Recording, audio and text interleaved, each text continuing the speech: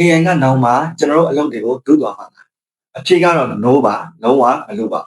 ဒါပေမဲ့ AI ကိုကောင်းကောင်းအသုံးချတတ်တဲ့သူတွေကတော့သိလို့ကိုဒုသွားမှာဖြစ်ပါတယ်ဒီနေ့ခေတ် digital marketing လောကမှာအမေးများနေတဲ့မိမှုတွေရှိပါတယ်ငါးနေရာကို ChatGPT ကဝင်ပြီးတော့နေရာယူသွားမှာလားငါးနေရာကို Nano Banana ကနေရာယူသွားမှာလားဆိုပြီးတော့မေးနေကြတာလေးရှိပါတယ်မိတ်ဆွေတို့ပဲစဉ်းစားကြည့်ပါ AI ဆိုတာအရန်တော်တဲ့ assistant တစ်ယောက်ဖြစ်ပါတယ်သူ့ကိုခိုင်းလိုက်မယ်ဆိုလို့ရှိရင်တော့သူကမြန်တယ်သိကြတယ်မငင်းမငြိမ်တဲ့ကျွန်တော်တို့မေးသမျှတွေအကုန်လုံးကိုလည်းပြန်ဖြေပေးတယ်ဒါပေမဲ့သူ့မှာ strategy လို့ခေါ်တဲ့မဟာဗျူဟာတွေမရှိပါဘူးလူတစ်ယောက်စဉ်းစားတဲ့ပုံစံလူတစ်ယောက်ခံစားတဲ့ပုံစံတွေဖြစ်တဲ့ empathy တွေ emotion တွေလည်းမရှိပါဘူး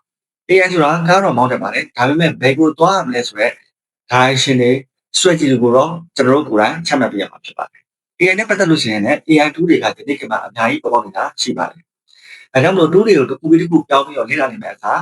ကိုကဘယ် tool နဲ့အဆင်ပြေနေလဲတော်တော်မှအသုံးတဲ့နေတယ်ဒီ tool ကိုအခြေခံပြီးတော့ marketing foundation နဲ့ customer တွေရဲ့စိတ်ကိုလူတွေရဲ့စိတ်ကိုပို့ပြီးတော့နားနဲ့အောင်လေ့လာမယ်ဆိုရင်တော့ပို့ပြီးတော့အကျိုးရှိနေမှာဖြစ်ပါတယ်ဒါဆိုလို့ရှိရင်တော့နောက်မှာဘလို့ AI အသစ်တွေပဲပေါ်လာ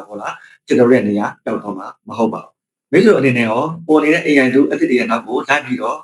AI tool user အဖြစ်သုံးနေတော့မယ်လားကိုယ့်ရဲ့ market foundation အတွက် customer တွေရဲ့စိတ်ဝင်နေအောင်ဖန်ဆားပြီးတော့အသုံးချနိုင်တဲ့ marketer တယောက်ဖြစ်နေပြီလားဆိုတော့ comment မှာမှတ်ခဲ့ပြီးတော့ရပါတယ်နောက်ပြီးတော့ပြန်ဆောင်ပါ